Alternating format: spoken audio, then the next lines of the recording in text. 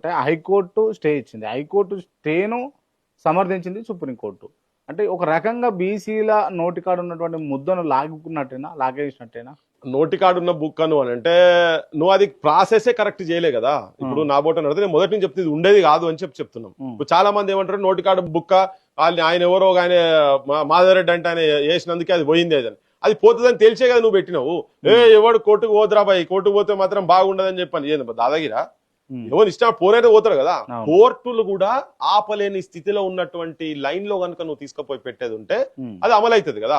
నీకు మొదలే తెలియదా వీళ్ళకి అంత కానూన్ తెలియదా? అన్ని తెలుసు కదా, అది ఉండదని తెలుసు.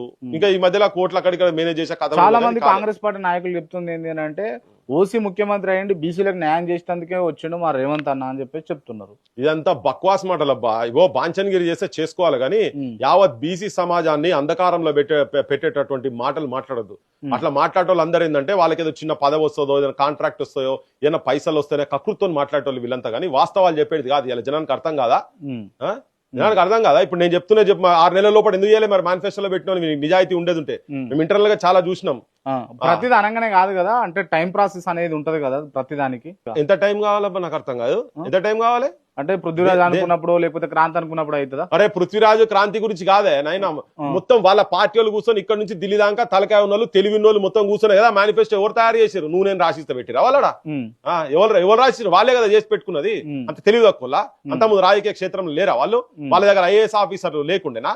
వాళ్ళు రిజైన్ చేసి ఢిల్లీలో కూర్చొని చేస్తలేరా? ఇక్కడ కూర్చొని చేస్తలేరా?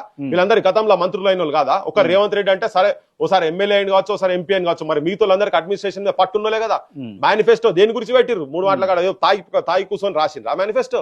ఇవన్నీ తెలియదా వాళ్ళకు? 6 నెలల లోపల అవుతుందా కాదనేది బరాబర్ అవుతుంది. చేసేటువంటి విల్లు ఉంటే అవుతుంది. ఇప్పుడు నేను చెప్తున్నా, ఎస్ రేవంత్ రెడ్డి కనుక నిజంగానే అది ఉండేది ఉంటే, ఆయనకు చేయాలని చిత్తశుద్ధి ఉండేది ఉంటే ఢిల్లీలో పోయి కూర్చోవాలి, దీక్ష చేసి కూర్చోబోయి. నువ్వు జంతర్ మంతర్ దగ్గర ఎన్ని రోజులు కూర్చో, చాలు నేను చచ్చిపోయేదాకా ఇటుకెళ్ళి కదిలా అని చెప్పని ఆమరణ దీక్ష కూర్చో రేవంత్ రెడ్డి. నీకు నిజాయితీ ఉండేది ఉంటే, బీసీలకు రిజర్వేషన్ కావాలంటే 9th షెడ్యూల్ నేను పెడతా అని చెప్పి జయలలిత ఎట్లయితే భీష్మించుకొని కూర్చున్నదో నువ్వు కూర్చో. సోయినోన్ అయితే నీ ఎంపీలను మొత్తం తీసుకుపోయి కూర్చోబెట్టుకోవడా.